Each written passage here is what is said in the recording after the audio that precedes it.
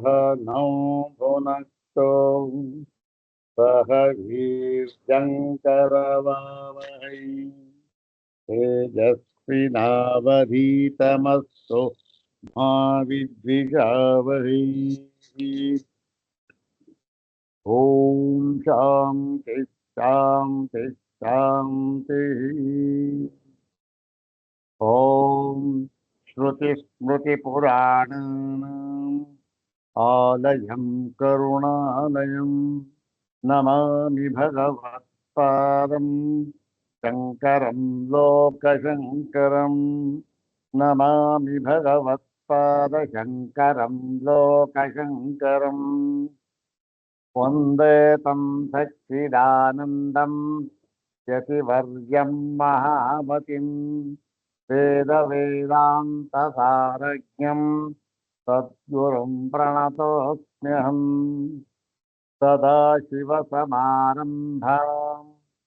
शङ्कराचार्यमध्यमाम् अस्मदाचार्यपर्यन्तां वन्दे गुरुपरम्पराम्। अग्रे उपस्थितेभ्यः भवद्भ्यः सर्वेभ्यो जिज्ञासुभ्यः हार्दान् प्रणामान् समर्पयामि। ब्रह्मसूत्रशाङ्करभाष्ये द्वितीयाध्याये चतुर्थे पादे एकेनैव सूत्रेण उपरिबद्धे अस्मिन् श्रेष्ठाणुत्वाधिकरणे इदानीं श्रेष्ठाणुत्वाधिकरणम् आरभ्यते। श्रेष्ठाणुत्वाधिकरणे तदुपरिबद्धम् एकमात्रं सूत्रं द्विवारं पठित्वा सूत्रार्थं तद्भाष्यभागं च यथाचार्यानुग्रहम् इदानीं विचारयामः। इदं सूत्रं पादादितः त्रयोदशं सूत्रं। पादादितः त्रयोदशं सूत्रम्। अस्मिन् अधिकरणे एकमात्रं सूत्रम्।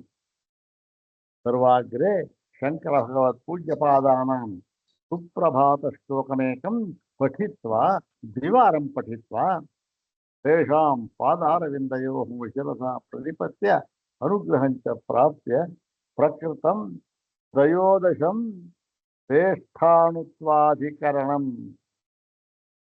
तत्सूत्रं तद्भाष्यभागं च यथाचार्यानुग्रहं विचारयामः। ॐ वीणादिवाद्यमखिलं पुरतः सुनादम् आनीय दिव्यचरितं तव लोककीर्त्यम् गायन्ति गायकवरात्तु मनोहरं च हे संयमीन्द्रगुरुशङ्कर सुप्रभातम्। वीणादिवाद्यमखिलं पुरतः सुनादम् आनीय दिव्यचरितं तव लोककीर्त्यम् गायन्ति गायकवरात्तु मनोहरं च हे संयमीन्द्रगुरुशङ्कर सुप्रभातम्। अथ श्रीमच्छङ्करभगवतः कृतौ शारीरकमीमांसाभाष्ये द्वितीये अविरोधाध्याये चतुर्थे पादे षष्ठम् एकसूत्रात्मकं श्रेष्ठाणुत्वाधिकरणम्। ॐ अणुश्च ॐ अणुश्च ಈ ಅಣುಶ್ಚ ಎಂತಕ್ಕಂಥ ಸೂತ್ರ ಈ ಅಧಿಕರಣದಲ್ಲಿ ಶ್ರೇಷ್ಠಾಣುತ್ವಾಧಿಕರಣದಲ್ಲಿ ಬಂದಿದೆ. ಇದೇ ಈ ಅಣು ಇದೇ ಶಬ್ದದ ಬಹುವಚನ ರೂಪದಿಂದ ಹಿಂದೆ ಬಂದಿತ್ತು. ಎಲ್ಲಿ ವಾಯುಕ್ರಿಯಾಧಿಕರಣದಲ್ಲಿ ಅದೆಲ್ಲ ಬಂದಿತ್ತು. ಅಣು ಪ್ರಾಣಾಣುತ್ವಾಧಿಕರಣದಲ್ಲಿ ಇದೇ ಶಬ್ದ ಅಣು ಎಂಬತಕ್ಕಂಥ ಶಬ್ದ ಬಹುವಚನ ರೂಪದಿಂದ ಅಲ್ಲಿ ಬಂದಿತ್ತು. ಏನು? ಓಂ ಅಣವಶ್ಯ. ಹೌದಾನೆ? ಅಲ್ಲಿ ಆ ವಾಯುಕ್ರಿಯಾಧಿಕರಣ ಆದ್ಮೇಲೆ ವಾಯುಕ್ರಿಯೆ ಪ್ರಥಮೋಪದೇಶಾತ್ ಚಕ್ಷುರಾದಿವತ್ತು ತತ್ವಹಿತ್ಯಾದಿಭ್ಯಾಂ ಅಕರಣತ್ವಾ ಚನದೋಷ ಸ್ಥತಾಯಿ ದರ್ಶಯತಿ ಪಂಚವೃತ್ತಿರ್ಮನೋವದ್ಯಪರಿಷ್ಯತೆ ಅಂತೆಲ್ಲ ಹೇಳ್ಬಿಟ್ಟು ಓಂ ಅಣವಶ್ಯ ಅಂದ್ರೇನು? ಈ ಪ್ರಾಣವು ಅಣುವಾಗಿದ್ದಾನೆ ಅಂತ ಹೇಳಿ ಇಲ್ಲಿ ತಿರ್ಗಾ ಓಂ ಅನುಷ್ಠ, ಅಲ್ಲಿ ಬಹುವಚನ, ಇಲ್ಲಿ ಏಕವಚನ. ಇದೆಂಥದ್ದು? ಯಾಕೆ ಸೂತ್ರ ಅಂತಂದ್ರೆ ಎಷ್ಟು ಗಂಭೀರವಾಗಿರ್ತಕ್ಕಂಥದ್ದು. ಸುಮ್ಮನೆ ಹೇಳಿದ್ದನ್ನೇ ಹೇಳ್ತಾ ಇರ್ತಾರೆ ಇಲ್ಲ, ಏನರ್ಥ ಇದು? ಅಲ್ಲೂ ಹೇಳಿದ್ರು ಇಲ್ಲೂ ಹೇಳಿದ್ರು ಅಂತಂದ್ರೆ ಅಲ್ಲಿ ಹೇಳಿದ ಸಂದರ್ಭಕ್ಕೂ ಇಲ್ಲಿ ಹೇಳಿರುವ ಸಂದರ್ಭಕ್ಕೂ ವ್ಯತ್ಯಾಸ ಇದೆ. ಅಲ್ಲಿ ಈ ಪ್ರಾಣ, ಅದಕ್ಕೊಂದು ಪರಿಮಾಣ ಅಣು ಅಂತಕ್ಕಂಥದ್ದು ಅದನ್ನೆಲ್ಲ ಹೇಳಿ ಅಲ್ಲಿ ಯಾತಕ್ಕೆ ಹೇಳಿದ್ರು ಅಂದರೆ ಪೂರ್ವ ಪಕ್ಷಿ ಅಲ್ಲಿ ಏನ್ ಹೇಳಿದ್ದ? ಈ ಪ್ರಾಣನು ಸ್ವತಂತ್ರ, ಪ್ರಾಣನಿಗೆ ಉತ್ಪತ್ತಿ ಇಲ್ಲ. ಯಾಕೆ? ಪ್ರಾಣನಿಗೆ ಉತ್ಪತ್ತಿಯನ್ನ ಎಲ್ಲೂ ಕೂಡ ಹೇಳಿಲ್ಲ ಎಂಬುದಾಗಿ ಹೇಳಿ ಆ ಒಂದು ಪ್ರಾಣನನ್ನ, ಮುಖ್ಯ ಪ್ರಾಣನನ್ನ ಎಲ್ಲಿ ನಿಲ್ಲಿಸಿದ್ದ? ತಂದು ಬ್ರಹ್ಮದ ಪಕ್ಕದಲ್ಲೇ, ಪರಮಾತ್ಮನ ಪಕ್ಕದಲ್ಲೇ ನಿಲ್ಲಿಸಿದ್ದ. ಯಾಕೆ? ಪರಬ್ರಹ್ಮಕ್ಕೂ ಉತ್ಪತ್ತಿ ಇಲ್ಲ, ಮತ್ತೆ ನೋಡಿ ಈ ನಮ್ಮ ಪ್ರಾಣಕ್ಕೂ ಉತ್ಪತ್ತಿ ಇಲ್ಲ ಅಂತ ಹೇಳಿ ಹೀಗಾದಾಗ ಏನಾಯ್ತು? ಅದ್ವೈತ ಹೊರಟೋಯ್ತು. ಅದಕ್ಕಾಗಿ ಅದನ್ನ ನಿರಾಕರಣೆ ಮಾಡಬೇಕಾಗಿತ್ತು. ಆ ನಿರಾಕರಣೆ ಮಾಡೋದಲ್ಲ, ಶ್ರುತಿಯಲ್ಲಿ ಹೇಳಿರ್ತಕ್ಕಂಥದ್ದನ್ನೇ ಹೇಳಬೇಕಾಗಿತ್ತು ಅಷ್ಟೇ. ಶ್ರುತಿಯಲ್ಲಿಯೂ ಕೂಡ ನಿರಾಕರಣೆ ಮಾಡಿ ಹೇಳಿದೆ, ಅಲ್ಲಿ ಹೇಳಿದ್ದಾರೆ. ಅದಕ್ಕೋಸ್ಕರ ಅಲ್ಲಿ ಅಣವಹ ಅಂತ ಹೇಳಿದ್ರು. ಅಣವಹ ಅಂತಂದ್ರೆ ಈ ಬಹುವಚನ ರೂಪ ಯಾತಕ್ಕೆ ಬಂದಿತ್ತು ಅಲ್ಲಿ ಅಂದ್ರೆ ಪ್ರಾಣ ಅಣವಹ. ಏನಲ್ಲಿ? ಪ್ರಾಣ ಅಣವಹ. ಅಲ್ಲಿ ಪ್ರಾಣ ಅಣವಹ ಅಂತಕ್ಕಂಥದ್ದು ಬಹುವಚನ ರೂಪ ಯಾವುದಕ್ಕೆ ಸಂಬಂಧಪಟ್ಟಿತ್ತು? ಪ್ರಾಣ. ಬಹುವಚನ ಪ್ರಾಣಗಳಿಗೆ, ಪ್ರಾಣಗಳಿಗೆ ಅಂತ. ಪ್ರಾಣಗಳು ಅಣುಗಳು ಅಂತಂತ. ಪ್ರಾಣಗಳು ಅಂದ್ರೆ ಯಾವುದು? ಈ ಗಳು ಅಂತಂದ್ರೆ ಮುಖ್ಯ ಪ್ರಾಣನನ್ನ ಬಿಟ್ಟು ಇತರ ಏಕಾದಶ ಪ್ರಾಣಗಳು. ಮುಖ್ಯ ಪ್ರಾಣನನ್ನ ಬಿಟ್ಟು ಇತರ ಏಕಾದಶ ಪ್ರಾಣಗಳನ್ನ ಅಲ್ಲಿ ಹೇಳಿತ್ತು. ಹಾಗಾಗಿ ಅದರ ಒಂದು ಸ್ವರೂಪವನ್ನು ತಿಳಿಸುವಾಗ ಅಣವಶ್ಯ. ಯಾವುದಲ್ಲಿ? ಪ್ರಾಣಾಹ ಅಣವಹ. ಪ್ರಾಣಾಹ ಇತಿ ಏಕಾದಶ ಪ್ರಾಣಾಹ. ಏಕಾದಶ ಪ್ರಾಣಾಹ ಅಂತಂದ್ರೆ ಯಾವುದು? ನಾವು ಹೇಳಿದ್ವಲ್ಲ, ಒಂದು ಬುದ್ಧೇಂದ್ರಿಯಗಳು, ಒಂದು ಕರ್ಮೇಂದ್ರಿಯಗಳು, 5 5 10 ಮನಸ್ಸು ಅಂತಕ್ಕಂಥದ್ದು ಸರ್ವವ್ಯಾಪಿತ್ವ. ಹೀಗೆ ಆ 11 ಪ್ರಾಣಗಳನ್ನ ಹೇಳಿ ಆ 11 ಪ್ರಾಣಗಳಿಗೆ ಸ್ವರೂಪವನ್ನು ಹೇಳುವಾಗ ಅಲ್ಲಿ 11 ಪ್ರಾಣಗಳು ಕೂಡ ಅಣುಗಳಾಗಿವೆ ಅಂತ ಹೇಳಿದ್ರು. ಮತ್ತೆ ಇಲ್ಲಿ ಅದೇ ಶಬ್ದವನ್ನ ಅಣು ಅಂತಕ್ಕಂಥದ್ದನ್ನ ಇಲ್ಲಿ ಏಕವಚನ ರೂಪದಿಂದ ಹೇಳಿದ್ದಾರೆ, ಅಣುಹು ಅಂತ ಹೇಳಿದ್ದಾರೆ. ಹೀಗೆ ಅಣುಹು ಅಂತ ಹೇಳಿದ್ದರಿಂದ ಇಲ್ಲಿ ಏನಾದಾಗಾಯಿತು? ಇಲ್ಲಿ ಆ 11 ಪ್ರಾಣಗಳನ್ನು ಹೇಳಿಲ್ಲ, ಮತ್ತೆ ಯಾವಿಲ್ಲಿ? ಮುಖ್ಯ ಪ್ರಾಣನನ್ನ ಹೇಳಿದ್ದಾರೆ. ಹೀಗಾಗಿ ಈ ಮುಖ್ಯ ಪ್ರಾಣನೂ ಕೂಡ ಅಣುವಾಗಿದ್ದಾನೆ. ಎಲ್ಲವೂ ಕೂಡ ಏಕವಚನ ರೂಪ. ಮುಖ್ಯ ಪ್ರಾಣನು ಅಣುವಾಗಿದ್ದಾನೆ. ಅಲ್ಲಿ 11 ಪ್ರಾಣಗಳೂ ಅಣುವಾಗಿವೆ. ಅಲ್ಲಿ 11 ಪ್ರಾಣಗಳಿಗೆ ಸಂಬಂಧಪಟ್ಟಿತ್ತು ಯಾವುದು? ಬುದ್ಧೇಂದ್ರಿಯ, ಜ್ಞಾನೇಂದ್ರಿಯ, ಬುದ್ಧೇಂದ್ರಿಯ, ಕರ್ಮೇಂದ್ರಿಯ, ಮತ್ತೆ ಮನಸ್ಸು ಇವುಗಳಿಗೆ ಸಂಬಂಧಪಟ್ಟಿತ್ತು. ಇಲ್ಲಿ ಅದಲ್ಲ, ಇಲ್ಲಿ ಅದೆಲ್ಲವನ್ನೂ ಕೂಡ ನಿಯಂತ್ರಣದಲ್ಲಿ ಇಟ್ಟುಕೊಂಡಿರ್ತಕ್ಕಂಥ, ಹಿಂದೆ ಎಲ್ಲ ಹೇಳಿದ್ರಲ್ಲ, ಇವನು ಎದ್ದು ಬಿಟ್ಟಾದ್ರೆ ಎಲ್ಲ ಎದ್ದು ಬಿಟ್ಟು ಮುಗಿದೋಯ್ತು. ಯಥಾ ಮುಕ್ಷಿಕ ಮಧುಕರ ರಾಜಾನ ಇದರಲ್ಲಿ ಪ್ರಶ್ನೋಪರಿಷತ್ತಿನ ಬಂದಿಯಲ್ಲ, ಅದೇ ರೀತಿ. ಹಾಗಾಗಿ ಇವನು ನಿಯಂತ್ರಣದಲ್ಲಿ ಇಟ್ಟುಕೊಂಡಿದ್ದ 11 ಪ್ರಾಣಿಗಳನ್ನು ಕೂಡ.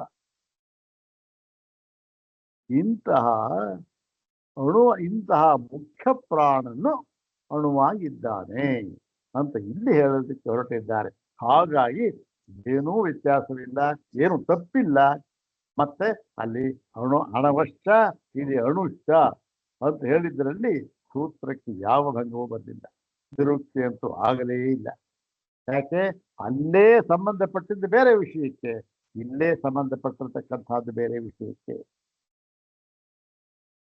ಎಷ್ಟು ಇದೇನಾಗುತ್ತೆ ಮೇಲ್ನೋಟಕ್ಕೆ ನೋಡಿದವ್ರೆ, ಏನ್ರಿ ಆಗಿನವ್ರಿಗೆ ಆವಾಗ ಕಂಪ್ಯೂಟರ್ ಇರಲಿಲ್ಲ, ಮತ್ತೆ ಸರಿಯಾದ ಸಾಮಗ್ರಿಗಳು, ಲೇಖನ ಸಾಮಗ್ರಿಗಳು ಇರಲಿಲ್ಲ, ಲೋಪಾಪ ಬರಿತಾ ಇದ್ರು, ಅಲ್ಲಿ ಅಣವಶ್ಚ ಅಂತ ಬರೆದ್ರು, ಒಂದು 4-5 ಸೂತ್ರ ಆಯಿತು. ಏನೋ ಕೆಲಸ ಇತ್ತು, ಏನೋ ಮಾಡಕ್ ಹೋದ್ರು ಬರ್ತಾ ಇತ್ತು, ತಿರುಗಾದ್ನೇ ಬರ್ತದೆ ಅಣುಶ್ಚ ಅಂತ. ಅಯ್ಯಯ್ಯೋ ನೋಡಿ, ಹೀಗೆ ತೀರ್ಮಾನ ಮಾಡಿಬಿಟ್ರೆ ಎಂಥ ಅಪರಾಧ ಮಾಡಿದ್ದಾರೆ. ಈ ತೀರ್ಮಾನ ಮಾಡಿ ಉದ್ದುದ್ದವಾದ ಲೇಖನಗಳನ್ನು ಬರೆದು, ಅದು ಎಂಥವರು ಶ್ರೇಷ್ಠರಾದವರು, ಹೆಸರು ಪಡೆದವರು ಸಾಹಿತಿಗಳು. ಏನ್ರಿ ಏನ್ ಸೂತ್ರ ಅದೇನು? ಇಲ್ಲೇ ಎಲ್ಲ ಒಂದು ಕಡೆ ಎಲ್ಲ ಒಂದು ಕಡೆ ಹೇಳಿದ್ನೇ ಇನ್ನೊಂದು ಕಡೆ ಹೇಳಿದ್ದಾರೆ ಅಷ್ಟೇ. ಅವರಿಗೆ ಜ್ಞಾಪಕ ಶಕ್ತಿ ಇರಲಿಲ್ಲ, ಏನೋ ಹೇಳ್ಕೊಂಡು ಹೋದ್ರು, ಸುತ್ತಾ ಇದ್ರು, ಹೇಳ್ಕೊಂಡು ಹೋದ್ರು. ಇದೆ ಎಷ್ಟು ಅಪರಾಧ. ಅಲ್ಲಿ ಏಕಾದಶ ಪ್ರಾಣಗಳನ್ನು ಹೇಳಿ ಅಣವಶ್ಚ ಅಂತ ಹೇಳಿದ್ರು. ಇಲ್ಲಿ ಏಕಮೇವ ಪ್ರಾಣ, ಅಲ್ಲಿ ಏಕಾದಶ ಪ್ರಾಣ, ಇಲ್ಲಿ ಏಕ ಏವ ಪ್ರಾಣ. ಯಾವುದಾದ್ರು ಮುಖ್ಯ ಪ್ರಾಣ, ಮುಖ್ಯ ಪ್ರಾಣ ಅಣು ಅಂತ ಹೇಳಿದ್ದೆ. ಇದು ಆ ಎರಡಕ್ಕೂ ಕೂಡ ವ್ಯತ್ಯಾಸ ಇರಲಿ ನೋಡೋಣ. ಯಾಕೆ ಇದನ್ನ ತಿಳ್ಕೊಂಡು ನಾವು ಮುಂದೆ ಹೋಗ್ಬೇಕು. ಯಾರು ಏನಾದ್ರು ಕೇಳಿದ್ರೆ ಇದನ್ನ ನಾವು ಹೇಳ್ತಕ್ಕ ಸಮರ್ಥ ಆಗಿರ್ಬೇಕಲ್ಲ. ಓಂ ಅಣುಶ್ಚ, ಓಂ ಅಣುಶ್ಚ. ಅಣು ಚ ಇತಿ ದ್ವಿಪದಾತ್ಮಕವಿದಂ ಸೂತ್ರಂ. ಎರಡೇ ಪದ ಇರ್ತಕ್ಕಂಥ ಅಣು ಮತ್ತೆ ಚ ಅಂತಕ್ಕಂಥ ಎಲ್ಲ ಮುಖ್ಯವಾಗಿ ಏನು ಎರಡೇ ಪದ ಇರುವಾಗ ಚ ಅಂತಕ್ಕಂಥದ್ದು ಸಮುಚ್ಚಯಾರ್ಥಿಕ ಸೇರಿದ್ರೆ ಇದು ಒಂದೇ ಪದ ಅಣು ಅಂತಕ್ಕಂಥದ್ದು. ಇಲ್ಲಿ ಅಣು ಒಂದೇ ಪದ ಅನ್ವಯ ಇದೆ. ಏನಂದ್ರೆ ಕೆಲವು ಕ್ರಿಯಾಪದ ಸೇರಿಸ್ಕೋಬಹುದು ಅಷ್ಟೇ, ಇನ್ನೇನು ಮಾಡೋ ಹಾಗೆ. ಏನಾಗುತ್ತೆ ಅವಾಗ? ಚ ಮುಖ್ಯ ಪ್ರಾಣ ಅಣು, ಮತ್ತು ಮುಖ್ಯ ಪ್ರಾಣನು ಕೂಡ ಮುಖ್ಯ ಪ್ರಾಣನು ಅಣುವಾಗಿದ್ದಾನೆ ಎಂಬತಕ್ಕಂಥ ಇದು. ಮುಖ್ಯ ಪ್ರಾಣನು ಅಣುವಾಗಿದ್ದಾನೆ ಅಂತ ಹೇಳಿದ್ದು ಯಾವ ದೃಷ್ಟಿಯಿಂದ? ವೈಶೇಷಿಕರ ದೃಷ್ಟಿಯಿಂದ ಅಲ್ಲ. ಯಾಕೆ? ವೈಶೇಷಿಕರು ಕೂಡ ಈ ಒಂದು ಅಣುವನ್ನ, ಯಾವುದು ಅದು ಮೂಲತತ್ವ ಒಪ್ಕೊಂಡಿದ್ದಾರೆ, ಅಲ್ಲಿಂದ ಅವರು ಶುರು ಮಾಡ್ತಾರೆ. ಇಲ್ಲಿ ಏನು, ಇಲ್ಲೂ ಮುಖ್ಯ ಪ್ರಾಣನು ಕೂಡ ಅಷ್ಟೇ, ಎಲ್ಲದಕ್ಕೂ ಕೂಡ ನಿಯಂತ ಅವನು. ಹಾಗಾಗಿ ಅದಕ್ಕೂ ಇದಕ್ಕೆ ಏನು ಸಂಬಂಧ ಇಲ್ಲ. ಮುಖ್ಯ ಪ್ರಾಣ ಅಣು ಅಂತಂದ್ರೆ ಇಲ್ಲಿ ಆ ಒಂದು ಯಾವುದು ವೈಶೇಷಿಕರ ಒಂದು ವಾದವಾಗಲಿ, ಅಥವಾ ವೈಶೇಷಿಕರ ವಾದ ಯಾವುದಾಯ್ತೋ ಅದು ವೈದಿಕವಾದ ಆಯ್ತು. ಹೌದು ತಾನೆ? ವೈದಿಕವಾದ ಅದು ಸಂಬಂಧಪಟ್ಟಿದೆ, ವೈದಿಕ ದರ್ಶನ ಅದು. ವೈಶೇಷಿಕ, ಸಾಂಖ್ಯ ಇವೆಲ್ಲ ಅದಕ್ಕೆ ಸಂಬಂಧಪಟ್ಟಿದ್ದು ಇಲ್ಲಿ. ಮತ್ತು ಈ ಅಣುವನ್ನು ಇನ್ಯಾರು ಹೇಳ್ತಾರೆ? ಈ ಅಣು ಅಂದ್ರೆ ಅಣು ಶಬ್ದ, ಅಣು ಶಬ್ದವನ್ನು ಪ್ರಯೋಗ ಮಾಡಿ ಅದನ್ನೇ ಮುಖ್ಯವಾಗಿಟ್ಕೊಂಡು ಅದರ ಸ್ವರೂಪ ಅದರ ಇದನ್ನೆಲ್ಲ ಯಾರು ಹೇಳ್ತಾರೆ? ಅದನ್ನ ಬಿಟ್ರೆ ಜೈನರು, ಅರ್ಹಂತರು, ಅರ್ಹತ ಮತದಲ್ಲಿಯೂ ಕೂಡ ಅಣುವಿಗೆ ಪ್ರಧಾನ. ಹಾಗಾಗಿ ಇಲ್ಲಿ ಅರ್ಹತ ಮತವೂ ಇಲ್ಲ, ವೈಶೇಷಿಕ ಮತವೂ ಇಲ್ಲ, ಮತ್ತೆ ಸಾಂಖ್ಯ ಯಾವ ಮತವೂ ಇಲ್ಲ. ಇಲ್ಲಿ ಹೇಳಿರತಕ್ಕಂಥ ಅರ್ಥ ಯಾವುದು ಅದನ್ನು ನಾವು ಹೇಳ್ತೇವೆ ಬನ್ನಿ ಅಂತ ಹೇಳಿ ಭಾಷ್ಯಕಾರರು ಅದನ್ನು ವಿವರಣೆ ಮಾಡ್ತಾ ಇದ್ದಾರೆ. ಏನು ಅನುಷ್ಠ ಅಂತಕ್ಕಂಥದ್ದು. ಮತ್ತು ಮುಖ್ಯ ಪ್ರಾಣನು ಅಣುವಾಗಿದ್ದಾನೆ. ಇಷ್ಟೇ ಸೂತ್ರ. ಇದರ ಮೇಲೆ ಈ ಒಂದು ವಾದ ವಿವಾದ ಏನು ಇಲ್ಲ ಇಲ್ಲಿ. ಅದೇನು ಸಂಶಯ ಮತ್ತೆ ಸಮಾಧಾನ. ಸಂಶಯ ಸಮಾಧಾನ ಎರಡು ಕೂಡ ಹೇಳ್ಬೇಕಂತ ಅದನ್ನು ಹೇಳ್ತಾ ಇದ್ದಾರೆ. ಅದು ಯಾರ ಕೆಲಸ? ಭಾಷ್ಯಕಾರರ ಕೆಲಸ. ನೋಡೋಣ. ಓಂ ಅಣುಶ್ಚ 195ನೇ ಭಾಷ್ಯ ಭಾಗ. ಅಣುಶ್ಚ ಅಯಂ ಮುಖ್ಯ ಪ್ರಾಣ ಪ್ರತ್ಯೇತವ್ಯ. ಅಂದ್ರೇನು? ಅಯಂ ಮುಖ್ಯ ಪ್ರಾಣ ಅಣು ಪ್ರತ್ಯೇತವ್ಯ ಇತಿ ಅನ್ವಯ. ಏನಾಯ್ತು? ಅಯಂ ಮುಖ್ಯ ಪ್ರಾಣ, ಈ ಮುಖ್ಯ ಪ್ರಾಣನು ಅಣು ಪ್ರತ್ಯೇತವ್ಯ, ಅಣುವಾಗಿದ್ದಾನೆ ಎಂಬುದಾಗಿ ತಿಳಿಯಬೇಕು. ಏನಿದು?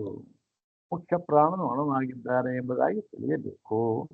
ಈ ಅಣು ಶಬ್ದವನ್ನ ಬೇರೆಯವರು ಹೇಳ್ತಾರಲ್ಲ, ಆ ಅರ್ಥದಲ್ಲಿ ಇಲ್ಲೂ ಕೂಡ ವೇದಾಂತದಲ್ಲೂ ಕೂಡ ಅದೇ ಅರ್ಥದಲ್ಲಿ ಈ ಅಣು ಶಬ್ದ ಪ್ರಯುಕ್ತವಾಗಿದೆಯೇ ಅಂತಂದ್ರೆ ಅದನ್ನು ಹೇಳ್ತಾ ಇದ್ದಾರೆ ಇಲ್ಲಿ.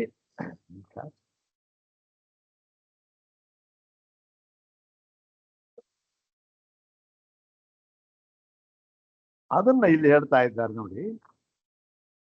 ಅಣುತ್ವಂಚ ಇಹ ಅಪಿ ಸೂಕ್ಷ್ಮ ಪರಿಚ್ಛೇದವು ನ ಪರಮಾಣು ತುಲ್ಯಂ. ಅಷ್ಟೆ. ಇಲ್ಲಿ ನಾವು ಅಣು ಅಂತ ಹೇಳಿದ್ದು ಏನು ಅಂತಂದ್ರೆ ಸೂಕ್ಷ್ಮ ಪರಿಚ್ಛೇದ. ಅಂದ್ರೇನು? ಸೂಕ್ಷ್ಮ ಪರಿಚ್ಛೇದ. ಏನಿದು ಸೂಕ್ಷ್ಮ ಪರಿಚ್ಛೇದ ಅಂತಂದ್ರೆ ಇಲ್ಲಿ ಎರಡು ಪದಗಳಿವೆ. ಸೂಕ್ಷ್ಮ ಪರಿಚ್ಛೇದ ಅಂತ ಒಂದೇ ಪದ ಅಲ್ಲ. ಸೂಕ್ಷ್ಮ್ಯಂಚ ಪರಿಚ್ಛೇದಶ್ಚ. ಸೂಕ್ಷ್ಮ ಪರಿಚ್ಛೇದವು, ಸೂಕ್ಷ್ಮ್ಯಂಚ ಪರಿಚ್ಛೇದಶ್ಚ, ಸೂಕ್ಷ್ಮ ಪರಿಚ್ಛೇದವು. ಸೂಕ್ಷ್ಮ ಅಂದ್ರೇನು? ಸೂಕ್ಷ್ಮ್ಯಂಚ ಇತಿ ಸೂಕ್ಷ್ಮಸ್ಯ ಭಾವಃ ಸೌಕ್ಷ್ಮ್ಯಂ. ಸೂಕ್ಷ್ಮಸ್ಯ ಭಾವಃ ಸೌಕ್ಷ್ಮ್ಯಂ. ಸೌಕ್ಷ್ಮ್ಯಂಚ ಪರಿಚ್ಛೇದಶ್ಚ ಸೂಕ್ಷ್ಮ ಪರಿಚ್ಛೇದವು. ಇದು ಈ ಸಮಸ್ತ ಪದದ ಒಂದು ಇದು ವಿಗ್ರಹ. ಇಲ್ಲಿ ಈ ಅಣು ಅಣು ಅಂತ ನಾವು ಹೇಳಿದ್ದು ಏನಂತ ಗೊತ್ತೇನು? ಈ ಪ್ರಾಣನು ಯಾರು? ಇವನು ಹಿಂದೆ ಹೇಳಿದಪ್ಪ ಅಣಮಷ್ಟ ಇದೆಯಲ್ಲ ಅಲ್ಲಿ, ಅದಲ್ಲ. ಅವನು ಏಕಾದಶಿ ಪ್ರಾಣಿಗಳು ಅವರು. ಇಲ್ಲಿ ಅಣುಷ್ಟ ಅಂದ್ರೆ ಇಲ್ಲಿ ಮುಖ್ಯ ಪ್ರಾಣನು. ಈ ಮುಖ್ಯ ಪ್ರಾಣನು ಏನಾಗಿದ್ದಾನೆ? ಅಣುವಾಗಿದ್ದಾನೆ ಅಂತ ಹೇಳೋದಲ್ಲ. ಅಣುವಾಗಿದ್ದಾನೆ ಅಂದ್ರೆ ಏನರ್ಥ? ಇಲ್ಲಿ ಸೂಕ್ಷ್ಮ ಪರಿಚ್ಛೇದವು. ಅವನು ಸೂಕ್ಷ್ಮತ್ವದಿಂದ ಕೂಡಿದ್ದಾನೆ ಮತ್ತು ಅವನು ಪರಿಚ್ಛೇದ್ಯ. ಏನಲ್ಲ? ಪರಿಪೂರ್ಣನಲ್ಲ. ಈ ಮುಖ್ಯ ಪ್ರಾಣನಿಗೆ ಇಷ್ಟೆಲ್ಲ ಶಕ್ತಿ. ಏನ್ ಶಕ್ತಿ ಅವನಿಗೆ? ಅವನು ಇಲ್ಲದೆ ಹೋಗ್ಬಿಟ್ರೆ ಶರೀರ ಧಾರಣೆ ಅಂತಕ್ಕಂಥದ್ದು, ಶರೀರ ಸ್ಥಿತಿ ಅಂತಕ್ಕಂಥದ್ದು ಇಲ್ಲವೇ ಇಲ್ಲ. ಶರೀರ ಬಿದ್ದೋಗ್ಬಿಡುತ್ತೆ. ಹೋಗಲಿ, ಬೇರೆ ಇಂದ್ರಿಯಗಳಿದ್ದಾರಲ್ಲ, ಬೇರೆ ಪ್ರಾಣಿಗಳಿದ್ದಾರೆ, ಇಲ್ಲ ಇಲ್ಲ, ಇವನು ಹೇಗೆ ಅಲ್ಲಾಡೋದು ಅವರು ಅಲ್ಲಾಡ್ತಾರಷ್ಟೆ. ಇಂತಹ ಮುಖ್ಯ ಎಷ್ಟು ಶಕ್ತಿಶಾಲಿ ಇವನು. ಇವನು ಅಣುವಾಗಿದ್ದಾನೆ. ಅಣುವಾಗಿದ್ದಾನೆ ಅರ್ಥ ಏನು? ಅತ್ಯಂತ ಸೂಕ್ಷ್ಮನಾಗಿದ್ದಾನೆ ಮತ್ತು ಇವನೂ ಕೂಡ ಪರಿಚ್ಛೇದ್ಯನಾಗಿದ್ದಾನೆ, ಪರಿಪೂರ್ಣನಲ್ಲ ಅಂತ ಹೇಳಿ ಈ ಅರ್ಥದಲ್ಲಿ ಹೇಳಿದ್ದಾರೆಯೇ ಹೊರತು ಮತ್ತೆ ನ ಪರಮಾಣು ತುಲ್ಯಂ ಅಂದ್ರೆ ಪರಮಾಣುವಿಗೆ ಸಮನಾಗಿ. ಅಂದ್ರೇನು? ಪರಮಾಣುವಿನ ಸ್ವರೂಪ ಏನನ್ನ ವಿವರಣೆ ಕೊಟ್ಟಿದ್ದೆವೋ ಇಲ್ಲಿ ಮಹದ್ದೀರ್ಘವದ್ವಾಕ್ರಸ್ವ ಪರಿಮಂಡಲಾಭ್ಯಾಂ ಉಭಯಥಾಪಿ ಕರ್ಮಾನ್ನ ಕರ್ಮಾನಸ್ತದಭಾವ. ಹೇಳ್ತಲ್ಲ ಈ ಸೂತ್ರವಾಗಿಲ್ಲ ಎಲ್ಲಿ ಆ ಒಂದು ವೈಶೇಷಿಕರ ಒಂದು ಪರಮಾಣು ಪ್ರಕರಣದಲ್ಲಿ ಆ ಅರ್ಥವನ್ನ ಇಲ್ಲಿ ಇಟ್ಕೊಂಡು ಹೇಳಿಲ್ಲ. ಏನು ಅಣು ಅಂದ್ರೆ ಸೂಕ್ಷ್ಮನಾಗಿದ್ದಾನೆ, ಅತ್ಯಂತ ಸೂಕ್ಷ್ಮನಾಗಿದ್ದಾನೆ. ಸೂಕ್ಷ್ಮನಾಗಿದ್ದರೂ ಕೂಡ ಇವನ ಹಣೆ ಬರಹ ಏನು ಪರಿಚ್ಛೇದ್ಯ ಅಷ್ಟೆ. ಮತ್ತು ಇವನು ಸೂಕ್ಷ್ಮ ಸೂಕ್ಷ್ಮ ಅಂತ ಯಾಕೆ ಹೇಳ್ತೀವಿ ನೋಡಿ, ಪರಿಚ್ಛೇದ್ಯ ಅಂತ ಹೇಳಿದ್ವಿ. ಅದೇನು ಪರಿಚ್ಛೇದಕ್ಕೆ ಒಳಪಟ್ಟಿದ್ದಾನೆ. ಪರಿಚ್ಛೇದ ಅಂದ್ರೇನು? ಯಾವುದೋ ಕಟ್ಟುಪಾಡು, ಒಂದು ಎಲ್ಲೆ ಸೀಮಿತ. ಇವನಿಗೂ ಕೂಡ ಒಂದು ಸೀಮೆ ಅಂತಕ್ಕಂಥದ್ದು ಇದೆ, ಎಲ್ಲೆ ಅಂತಕ್ಕಂಥದ್ದು ಇದೆ. ಅದಕ್ಕೆ ಅವನು ಕಟ್ಟು ಬಿದ್ದಿದ್ದಾನೆ. ಅಷ್ಟರಲ್ಲಿ ಮಾತ್ರ ಅವನ ವ್ಯಾಪಾರ ಇದೆ, ಕಟ್ಟು ಬಿದ್ದು ಬಿಟ್ಟಿದ್ದಾನೆ. ಹೀಗೆ ಇರತಕ್ಕಂತಹ ಯಾವುದೇನು ಪರಿಚ್ಛೇದ, ಅವನು ಪರಿಚ್ಛೇದ್ಯ. ಸೂಕ್ಷ್ಮ ಅಂತ ಹೇಳ್ತೀರ, ಪರಿಚ್ಛೇದ್ಯ ಅಂತ ಹೇಳ್ತಿಲ್ಲ. ಹೇಗೆ? ಸೂಕ್ಷ್ಮನಾಗಿದ್ರೆ ವ್ಯಾಪಕವಾಗಿರ್ಬೇಕಲ್ಲ. ಸೂಕ್ಷ್ಮನಾಗಿದ್ಮೇಲೆ ಎಲ್ಲ ಕಡೆ ವ್ಯಾಪಕವಾಗಿರ್ಬೇಕು ಅಂತಂದ್ರೆ ಇದು ಹೇಳ್ತಾನೆ. ಯಾಕೆ ನಾವು ಸೂಕ್ಷ್ಮ ಅಂತ ಹೇಳ್ತಾ ಇದ್ದೇವೆ ಗೊತ್ತೇ?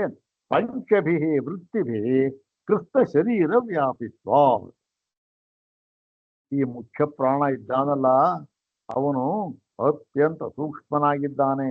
ಯಾತಕ್ಕೆ ಅಂತಂದ್ರೆ ಅವನೇ ತಾನೇ ತನ್ನನ್ನೇ 5 ವಿಧವಾದ ವೃತ್ತಿಗಳಿಂದ ವಿಭಜಿಸಿಕೊಂಡು ಏನ್ ಮಾಡಿದ್ದಾನೆ? ಕೃಷ್ಣ ಶರೀರ ವ್ಯಾಪಿತ್ವ. ಕೃಷ್ಣ ಶರೀರ ಅಂದ್ರೇನು? ಈ ಒಂದು ನೆತ್ತಿಯಿಂದ ಹಿಡಿದು ಮೂರ್ಧನೆಯಿಂದ ಹಿಡಿದು ಅಂಗುಷ್ಠದವರೆಗೆ, ಪಾದಾಂಗುಷ್ಠದವರೆಗೆ, ಕಾಜಿನ ಹೆಬ್ಬೆರಳಿಂದ ಪಾದಾಂಗುಷ್ಠದವರೆಗೆ ಏನಾಗಿದ್ದಾನೆ? ಎಲ್ಲ ಶರೀರವನ್ನು ಕೂಡ ವ್ಯಾಪಿಸಿ ಬಿಟ್ಟಿದ್ದಾನೆ ಮುಖ್ಯ ಪ್ರಾಣ. ಒಂದು ವೇಳೆ ಅವ ಇಷ್ಟೆಲ್ಲ ವ್ಯಾಪಕನಾಗಿದ್ದಾನಲ್ಲ, ಎಲ್ಲೋ ಒಂದು ಕಡೆಯಿಂದ ಯಾವುದೋ ಕಾಳಿನ ಹೆಬ್ಬೆರಳು, ಏನ್ರಿ ಕಾಳಿನ ಹೆಬ್ಬೆರಳದು, ಸ್ವಲ್ಪ ಸಾಕು, ನಾನು ಅಲ್ಲಿ ವ್ಯಾಪಾರ ನಂದು ಬೇಡ ಅಂತ ಹೇಳಿ ಆ ಕಾಜಿನ ಹೆಬ್ಬೆರಳಿನಿಂದ ಈ ಮುಖ್ಯ ಪ್ರಾಣ ಇನ್ನ ವ್ಯಾಪಾರ ಇಲ್ಲಿ ಬೇಡ ಅಂತ ಏನಾದ್ರು ಈಚೆ ಬಂದು ಬಿಟ್ರೆ ಆ ಕಾಜಿನ ಹೆಬ್ಬೆರಳು ಏನಾಗುತ್ತೆ? ಹಿಂದೆ ಹೇಳಿತ್ತಲ್ಲ, ಶುಷ್ಕವಾಗಿ ಹೋಗುತ್ತದೆ, ಒಣಗಿ ಹೋಗುತ್ತದೆ, ಕೊಳತು ಹೋಗ್ಬಿಡುತ್ತೆ, ಅದನ್ನ ಕತ್ತರಿಸಾಕ್ಬಿಡ್ತಾರೆ. ಮತ್ತೆ ಹೀಗಿರುವುದರಿಂದ ಕೃಷ್ಣ ಶರೀರ ಎಲ್ಲ ಶರೀರದಲ್ಲೂ ಕೂಡ ವ್ಯಾಪಿಸಿರುವುದರಿಂದ ಇವನು ಸೂಕ್ಷ್ಮ ಅಂತ ಹೇಳುವುದಕ್ಕೆ ತಕ್ಕವನಾಗಿದ್ದಾನೆ. ಸೂಕ್ಷ್ಮ ಪ್ರಾಣ. ಮತ್ತು ಉತ್ಕ್ರಾಂತೌ ಪಾರ್ಶ್ವಸ್ಥೇನ ಅನುಪಲಭ್ಯಮಾನ ಸ್ವಾತ್. ಮತ್ತೆ ಇನ್ನೊಂದು ಕಾರಣ ಯಾಕೆ ಸೂಕ್ಷ್ಮ ಅಂತ ಹೇಳ್ತಕ್ಕಂಥದ್ದು ಅಂದ್ರೆ ನೋಡಿ, ಒಬ್ಬ ಇದ್ದಾನೆ, ಅವನು ಏನು ಡಾಕ್ಟರ್ ಹೇಳ್ಬಿಟ್ಟಿದ್ದಾರೆ, ಸ್ವಾಮಿ ಇನ್ನು ಒಂದು ಅರ್ಧ ಗಂಟೆಯಲ್ಲಿ ಇವನು ಪ್ರಾಣ ಹೋಗ್ಬಿಡುತ್ತೆ ಅಂತ ಹೇಳ್ಬಿಟ್ಟಿದ್ದಾರೆ. ಎಲ್ಲ ಕೂತ್ಕೊಂಡಿದ್ದಾರೆ, ನೋಡ್ತಾ ಇದ್ದಾರೆ. ಅರ್ಧ ಗಂಟೆ ಆಯ್ತು, ಸ್ಟಾಪ್ ವಾಚ್ ಇಟ್ಕೊಂಡಿದ್ದಾರೆ. ಅರ್ಧ ಗಂಟೆ ಆಯ್ತು. ಇವನೇನ್ ಮಾಡ್ತಾ ಇದ್ದ? ಆ ಅರ್ಧ ಗಂಟೆವರೆಗೂ ಕೂಡ ಏನೋ ಸ್ವಲ್ಪ ನೀರು ಹಾಕ್ತಾ ಇದ್ರು, ಕುಡಿತಾ ಇದ್ದ, ಏನೋ ಅಂತದೇನೋ ಕೈಯಲ್ಲಿ ಸ್ವಲ್ಪ ಏನೋ ಮಾಡ್ತಿದ್ದ. ಅರ್ಧ ಗಂಟೆ ಆಯ್ತು, ಏನಿನ ಕೈಯೂ ಇಲ್ಲ, ಕಾಲು ಇಲ್ಲ, ನೀರು ಕುಡಿ ಇಲ್ಲ, ಏನು ಮಾಡಲಿಲ್ಲ. ನೀರು ಹಾಕಿದ್ರು ಈಚೆ ಬಂದ್ಬಿಡ್ತು. ಏನಾಯ್ತು? ಈಗ ಸ್ವಲ್ಪ ಹೊತ್ತಲ್ಲಿ ಏನೋ ಸ್ವಲ್ಪ ವ್ಯಾಪಾರ ಇತ್ತಲ್ಲ, ಹೀಗಿತ್ತಲ್ಲ ಅಂದ್ರೆ ಇಲ್ಲ, ಮುಖ್ಯ ಪ್ರಾಣನು ಶರೀರವನ್ನ ಬಿಟ್ಟಲ್ಲ. ನಾವು ಇಷ್ಟು ಜನ ಇಲ್ಲೇ ಕೂತಿದೀವಲ್ರಿ ಪಕ್ಕದಲ್ಲಿ, ಒಬ್ಬರಿಗೂ ಕಾಣದೆ ಹೇಗೆ ಹೋಗ್ಬಿಟ್ಟ? ಅದೇ ಏನು ಪಾರ್ಶ್ವಸ್ಥೇನ ಅಂದ್ರೆ ಪಕ್ಕದಲ್ಲಿ ಯಾರು ಕೂತಿದ್ದ. ಪಾರ್ಶ್ವಸ್ಥೇನ ಅಂದ್ರೆ ಇಲ್ಲಿ ಬಹುವಚನದಿಂದ ನಾವು ಹೇಳಬೇಕು. ಪಕ್ಕದಲ್ಲಿ ಅವರೆಲ್ಲರಿಂದಲೂ ಕೂಡ ಅನುಪಲಭ್ಯಮಾನ ಸ್ವಾ. ಇವನು ಹೋದ್ನಲ್ಲ ಶರೀರ ಬಿಟ್ಟು, ಯಾವನಿಗೂ ಗೊತ್ತಾಗಿಲ್ಲ. ಗೊತ್ತಾದದ್ದು ಹೇಗೆ? ಅನುಮಾನದಿಂದ. ಏದನುಮಾನ? ಕೈ ಎತ್ತಿದ್ರು ಬಿಟ್ಟರು ತಪಾರಂತ ಕೆಳಗೆ ಬಿದ್ದೈತೆ. ಹೌದಾ? ಹೀಗೆ ಯಾರಿಗೂ ಗೊತ್ತಾಗಿಲ್ಲ. ಇದರಿಂದ ಇವನಿಗೆ ಸೂಕ್ಷ್ಮ ಸೂಕ್ಷ್ಮ ಶರೀರವನ್ನ ಪೂರ್ಣವಾಗಿ ವ್ಯಾಪಿಸಿರುವುದರಿಂದಲೂ ಮತ್ತೆ ಇವರ ಶರೀರವನ್ನು ಬಿಟ್ಟು ಹೋಗುವಾಗ ಯಾರಿಗೂ ಕೂಡ ಗೊತ್ತಾಗದಿರುವುದರಿಂದಲೂ ಕೂಡ ಇದನ್ನು ಸೂಕ್ಷ್ಮ ಅಂತ ಹೇಳ್ತೇವೆ ಅಂತ ಹೇಳಿ ಇನ್ನು ಪರಿಚ್ಛಿನ್ನ ಸೌಕ್ಷ್ಮ್ಯ ಪರಿಚ್ಛೇದವು ಅಂತ ಎರಡು ಹೇಳಿದ್ರಲ್ಲ. ಸೌಕ್ಷ್ಮ್ಯ ಆಯಿತು, ಈಗ ಪರಿಚ್ಛೇದ. ಪರಿಚ್ಛೇದ ಅಂದ್ರೆ ಏನು? ಪರಿಚ್ಛಿನ್ನಶ್ಚ ಉತ್ಕ್ರಾಂತಿ ಗತ್ಯಾಗತಿ ಶ್ರುತಿಭ್ಯ. ಇವನು ಪರಿಚ್ಛಿನ್ನ ಅಂದ್ರೆ ಏನು? ಪರಿಚ್ಛೇದ ಅಂದ್ರೆ ಪರಿಚ್ಛೇದಕ್ಕೆ ಒಳಗಾಗಿರ್ತಕ್ಕಂಥ ಪರಿಚ್ಛೇದ್ಯ ಇವನು. ಮತ್ತೆ ಯಾತಕ್ಕೆ? ಉತ್ಕ್ರಾಂತಿ ಗತಿ ಆಗತಿ. ಉತ್ಕ್ರಾಂತಿ ಶರೀರವನ್ನು ಬಿಟ್ಟು ಹೋದ, ಮತ್ತೆ ಗತಿ ಎಲ್ಲಿಗೋ ಹೋದ. ಎಲ್ಲಿಗೋ ಹೋದ ಗೊತ್ತಿಲ್ಲ, ಯಾವ ಲೋಕಕ್ಕೆ ಹೋದ ಗೊತ್ತಿಲ್ಲ. ಮತ್ತೆ ಆಗತಿಷ್ಟ ತಿರ್ಗಾ ಅಲ್ಲಿಂದ ಬಂದ, ಹುಟ್ಟದ ಮಗು ಹುಟ್ಟು ಬಂದು ತಿರ್ಗಾ ಬಂದ. ಹೀಗೆ ಉತ್ಕ್ರಾಂತಿಯನ್ನು ಹೇಳತಕ್ಕಂಥ ಶ್ರುತಿಯೂ ಇದೆ, ಗತಿಯನ್ನು ಹೇಳತಕ್ಕಂಥ ಶ್ರುತಿಯೂ ಇದೆ, ಆಗತಿಯನ್ನು ಹೇಳತಕ್ಕಂಥ ಶ್ರುತಿಯೂ ಇದೆ. ಉತ್ಕ್ರಾಂತಿ ಗತ್ಯಾಗತೀನಾಂ ಸ್ವಾತ್ಮನಾಚೋತ್ತರಯೋ ನಾನೃತಚ್ಯುತೇರತೇನ್ನೋತ್ತರ ತೇನ್ನೇತರ ಅಧಿಕಾರಾತ್. ಈ ಸೂತ್ರ ಇದು. ಹೀಗೆ ಉತ್ಕ್ರಾಂತಿ ಶ್ರುತಿ ಇದೆ, ಗತಿ ಶ್ರುತಿ ಇದೆ, ಆಗತಿ ಶ್ರುತಿ ಇದೆ. ಆದ್ದರಿಂದ ಇದೆಲ್ಲದಕ್ಕೂ ಕೂಡ ಒಳಪಟ್ಟಿರುವುದರಿಂದ ಇವನ ಪರಿಚ್ಛಿನ್ನ. ಇಲ್ಲಿ ಒಂದು ಸಂಶಯ ಇದೆ. ಏನು ಸಂಶಯ ಆಗ್ತಾನೆ? ನಾನು ವಿಭುತ್ವಮಪಿ ಪ್ರಾಣಸ್ಯ ಸಮಾಮ್ನಾಯುತೆ. ಅಲ್ಲ ಸ್ವಾಮಿ, ನೀವು ಉತ್ಕ್ರಾಂತಿ ಗತಿ ಆಗತಿ ಶ್ರುತಿಭ್ಯ ಅಂತ ಹೇಳ್ಬಿಟ್ರಿ. ಏನು? ಉತ್ಕ್ರಾಂತನಾಗುತ್ತಾನೆ, ಅದಕ್ಕೂ ಕೂಡ ಶ್ರುತಿ ಪ್ರಮಾಣ ಇದೆ. ಗತಿ ಯಾವುದೋ ಲೋಕಕ್ಕೆ ಹೋಗಿ ಸೇರ್ತಾನೆ, ಅದಕ್ಕೂ ಶ್ರುತಿ ಪ್ರಮಾಣ ಇದೆ. ಆಗತಿ ತಿರುಗಿ ಬರ್ತಾನೆ, ಅದಕ್ಕೂ ಮುಖ್ಯ ಶ್ರುತಿ ಪ್ರಮಾಣ ಇದೆ. ಈ ಮುಂದೆ 3ನೇ ಪಾದ ಬರ್ತದೆ, 3ನೇ ಅಧ್ಯಾಯದಲ್ಲಿ ಅದು ಬರ್ತಾವೆಲ್ಲ, ಉತ್ಕ್ರಾಂತಿ ಅವೆಲ್ಲ ಬರ್ತದೆ. ಹೀಗೆ ಈ ಇದೆಯಲ್ಲ. ಅಲ್ಲ ಸ್ವಾಮಿ, ಇದಕ್ಕೂ ಶ್ರುತ ಇದೆ. ಆದರೆ ಈ ಮುಖ್ಯ ಪ್ರಾಣನು ವಿಭುವಾಗಿದ್ದಾನೆ. ಏನಿದು? ಸರ್ವ ವ್ಯಾಪಕನಾಗಿದ್ದಾನೆ. ಅವನ ಅಣುವಲ್ಲ, ವಿಭುವಾಗಿದ್ದಾನೆ ಅಂತ ಅನ್ನೋದಕ್ಕೂ ಕೂಡ ಶ್ರುತಿವಾಕ್ಯಗಳ ಪ್ರಮಾಣವಿದೆ. ಹಾಗಿರುವಾಗ ನೀವು ಅದೊಂದನ್ನೇ ಹಿಡ್ಕೊಂಡು ಇಲ್ಲ ಇಲ್ಲ ಪ್ರಾಣನು ಅತ್ಯಂತ ಸೂಕ್ಷ್ಮ ಅಂತ ಹೇಳ್ಬಿಟ್ರೆ, ಪ್ರಾಣನ ವಿಭುತ್ವಕ್ಕೂ ಕೂಡ ಇದೆಯಲ್ಲ ಪ್ರಮಾಣ ಅಂತ ಹೇಳಿದ್ರೆ, ಅದು ಹೇಳಿ ಅಲ್ಲಿ ಎಲ್ಲಿದೆ ಅಂತ ಅದನ್ನ ಹೇಳ್ತಾ ಇದೆ. ಬೃಹದಾರಣ್ಯಕ್ಕೆ ಪ್ರಸಿದ್ಧವಾದ ಮಂತ್ರ. ಸಮಃ ಪೃಷಿಣ ಸಮಃ ಪಶಕೇನ ಸಮೋನಾಗೇನ. ಸಮಃ ಪೃಷಿಣ. ಪೃಷಿಣ ಅಂತಂದ್ರೆ ಇದು ವೈಟ್ ಹ್ಯಾಂಡ್ಸ್ ಅಂತ ಹೇಳ್ತಾರಲ್ಲ, ಗೆಜ್ಜರು ಅಂತ ಹೇಳೋದು. ಸಮಃ ಪೃಷಿಣ, ಇವನು ಗೆದ್ದರ ಹುಳುವಿಗೆ ಸಮನಾಗಿದ್ದಾನೆ. ಸಮೋ ಮಶಕೇನ, ಸೊಳ್ಳೆಗೆ ಸಮ. ಮತ್ತು ಸಮೋನಾಗೇನ, ಇವನು ಯಾವುದು? ಇವನು ಆನೆಗೆ ಸಮ. ಹಾಗಂದ್ರೆ ಆನೆ ನಾಗನಿಗೆ ಸಮ ಇವನು. ಹಾಗಂದ್ರೆ ಈ ಒಂದು ಹಾವು ಅಂತೂ ಆಗುತ್ತೆ, ಬೇರೆ ಅರ್ಥ ಬೇಕಾಗಿದೆ. ಅದು ಇಲ್ಲಿ ಏನು ಆನೆ ಅಂತ ತಗೊಳ್ಬೇಕು. ಯಾಕೆ ಅಂತಂದ್ರೆ ಇಲ್ಲಿ ಪರಿಮಾಣ ಅಂತಕ್ಕಂಥದ್ದು ಹೇಳಿ ವಿಭೂ ಅಂತ ಹೇಳ್ತಾರಲ್ಲ, ವಿಭೂ ಅಂತ ಅನ್ನೋದಕ್ಕೆ ಅರ್ಥದಲ್ಲಿ ಇಲ್ಲಿ ಆನೆ ಅಂತ ತಗೊಂಡಿದ್ದಾರೆ. ಯಾಕೆ ಸೊಳ್ಳೆ ಅಂತ ತಗೊಂಡಿದ್ದಾರೆ? ಸೊಳ್ಳೆ ಅತ್ಯಂತ ಸಣ್ಣ ಪರಿಮಾಣವುಳ್ಳದ್ದು, ಆನೆ ದೊಡ್ಡ ಪರಿಮಾಣ. ಆನೆ ಅಂತ ನಾಗೇನ ಅಂದ್ಬಿಟ್ಟು ಸಮಃ ಏಭಿಸ್ತ್ರಿಭಿರ್ಲೋಕೈ ಸಮೋ ಅನೇನ ಸರ್ವೇಣ. ಇವನು ಈ ಏಭಿ ತ್ರಿಭಿ ಲೋಕೈ, ಈ ಮೂರೂ ಒಂದು ಲೋಕ ಅಂದ್ರೆ ಇಲ್ಲಿ ಜೀವ ಅಂತ ಅರ್ಥ. ಇವರಿಂದ ಸಮನಾಗಿದ್ದಾನೆ. ಯಾವುದು? ಕೃಷಿಣ, ಗೆದ್ದಳು, ಸೊಳ್ಳೆ ಮತ್ತೆ ಆನೆ, ಎಲ್ಲದರಲ್ಲೂ ಕೂಡ ಏನಾಗಿದ್ದಾನೆ ಇವನು? ಸಮನಾಗಿದ್ದಾನೆ. ಸಮೋ ಅನೇನ ಸರ್ವೇಣ. ಇವೆಲ್ಲದರಿಂದಲೂ ಕೂಡ ಇವನು ಸಮನಾಗಿದ್ದಾನೆ. ಅದೇನು? ಎಲ್ಲದರಲ್ಲೂ ಕೂಡ ಒಂದೇ ತರಹ ವ್ಯಾಪಾರ. ಆನೆಯಲ್ಲಿ ದೊಡ್ಡದಾಗಿದ್ದಾನೆ ಅಂತ ಇಲ್ಲ, ಸೊಳ್ಳೆನಲ್ಲಿ ಸಣ್ಣದಾಗಿದ್ದಾನೆ ಅಂತ ಇಲ್ಲ, ಮತ್ತೆ ಏನು ವ್ಯಕ್ತನಾಗಿದ್ದಾನೆ ಅಷ್ಟೇ. ಅಲ್ಲಿ ವ್ಯಕ್ತವಾಗ್ತಾ ಇದೆ ಆ ರೂಪದಿಂದ, ಇಲ್ಲಿ ವ್ಯಕ್ತವಾಗ್ತಾ ಇದೆ ಈ ರೂಪದಿಂದ. ಹೀಗಾಗಿ ಹೀಗೆ ಈ ವಿಭುತ್ವ ಹೇಳ್ತಕ್ಕಂಥ ಸತಿ ಇದೆಯಲ್ಲ ಸ್ವಾಮಿ, ನೀವು ಅಣುತ್ವ ಹೇಳ್ತಕ್ಕಂಥ ಸತಿ ಉದಾಹರಣೆ ಕೊಟ್ಬಿಟ್ಟು ಹೇಳ್ಬಿಟ್ರೆ ಇದು ಇದೆಯಲ್ಲ ಅಂದ್ರೆ ಇದೆಯಪ್ಪ, ಹೌದು. ಆದರೆ ಅದಕ್ಕೆ ಏನು ಅರ್ಥ ಗೊತ್ತೇ? ತದ್ವಿಚ್ಯತೆ, ಅದನ್ನು ಹೇಳ್ತೇವೆ ನಾವು ಅಂತೇಳಿ. ಆದಿದೈವಿಕೇನ ಸಮಷ್ಟಿ ವ್ಯಷ್ಟಿ ರೂಪೇಣ ಹೈರಣ್ಯ ಗರ್ಭರೂಪೇಣ ಪ್ರಾಣಾತ್ಮನ ಏವ ಏತದ್ ವಿಭುತ್ವಂ ಆಮ್ನಾಯತೆ. ಅಷ್ಟೆ. ಇದು ಇಲ್ಲಿ ಹೇಳಿದ್ದಾರಲ್ಲ ವಿಭು, ಯಾವುದು?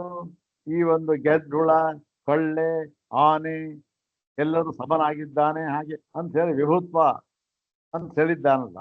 ಈ ವಿಭುತ್ವವನ್ನು ಹೇಳಿರುವುದು ಯಾವ ದೃಷ್ಟಿಯಿಂದ ಗೊತ್ತೇನಪ್ಪ?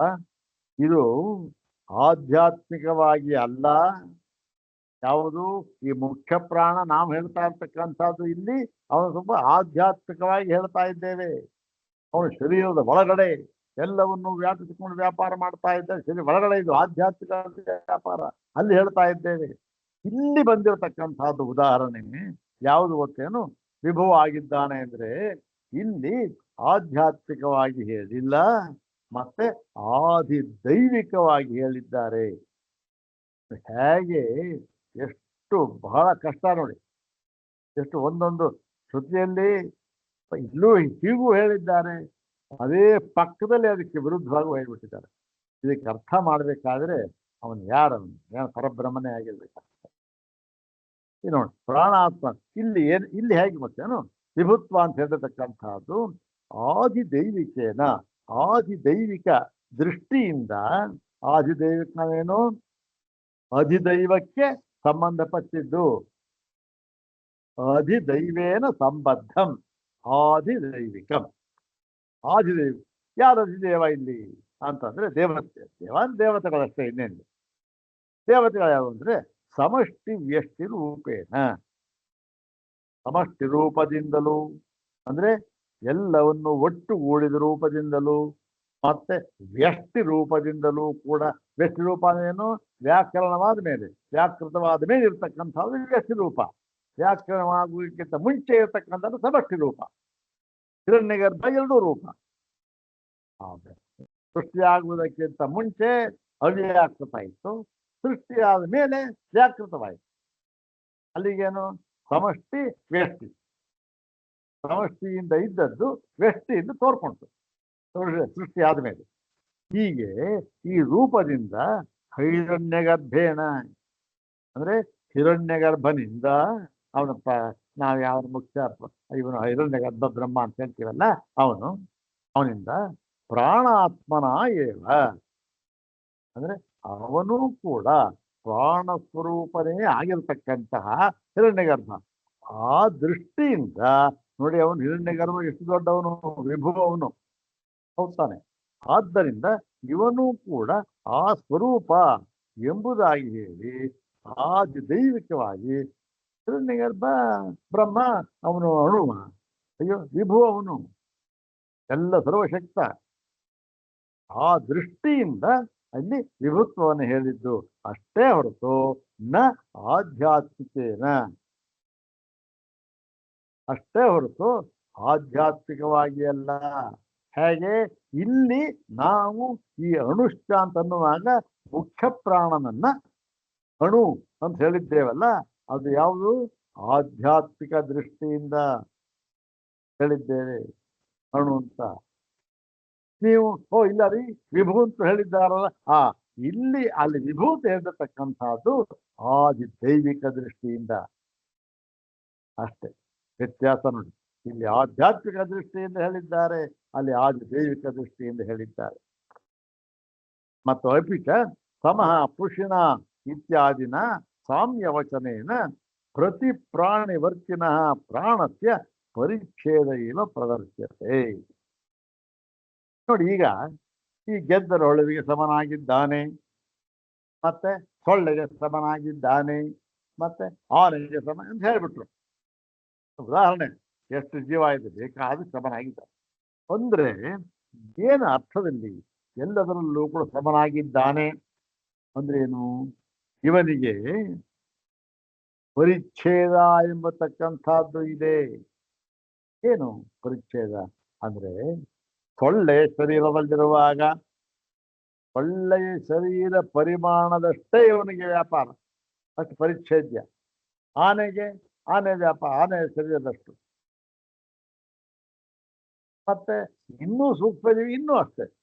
ಹೀಗೆ ಆಯಾಯ ಆ ಒಂದು ಕಾಯಕ್ಕೆ ಕಾಯ ಪರಿಮಾಣಕ್ಕೆ ತಕ್ಕಂತೆ ಇವನು ಅಲ್ಲಿ ಪರಿಚ್ಛೇದ್ಯನಾಗಿದ್ದಾನೆ ಅಷ್ಟೆ.